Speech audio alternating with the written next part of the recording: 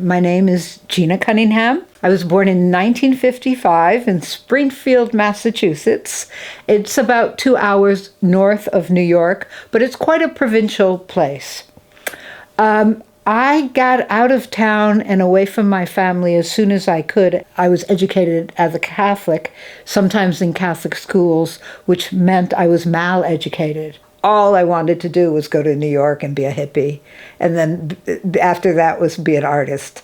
But I always ran a counter what people told me. I should be nice to men and get married and things like that. So feminism to me it's been a lifelong practice. So the first time I heard the word feminist was probably in the early 1970s with Ms. Magazine.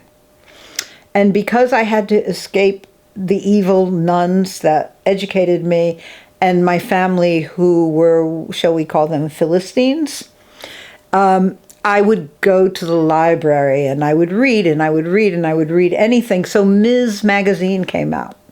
So feminism became part of my identity. So I never considered myself to be anything else. I managed to eventually to get a master's degree in communication. I'm not very proud of it because I can't remember how I wrote my thesis or anything.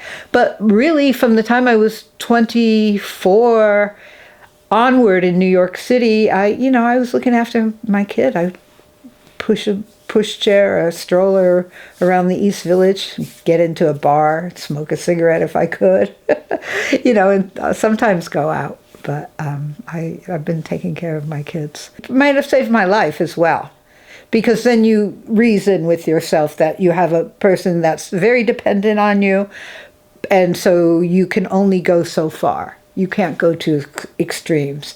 And I have come close to extremes in my life. Eventually, I had to get a more respectable job. I've taught art and cinema studies and video production. So I guess eventually I got educated. But I've always been involved in the arts. I've always made art. I've always, from performance art to independent films, and I've always been involved in that world. Yeah, my practice, not so great. I'm always on the side of the immigrants because I'm not an American Indian. I'm not an indigenous person. So I am a descendant of immigrants. So I always felt I was an immigrant. And I've had the pleasure and the good fortune to help immigrants throughout my life. I produced and directed videos for the advocates for immigrants in a nutty place like Florida, which is, one of the worst states in the United States, but I happen to love it. And there was such a wave of immigrants. For many reasons, I decided to side mostly with Haitian immigrants because they were really on the bottom of the barrel, because they were black, because people didn't speak their language, because they were so poor. So that became a cause for me, which led to a restaurant I had and these video works. And now living in Los Angeles and seeing the terror on the streets every day that the United States Immigration Organization Administration, which is called ICE, inflict on women who sell tacos and women who are babysitters and women that are mothers and women that look after my grandchildren and look after children. I'm just disgusted. I'm very concerned about what's happening to these mothers.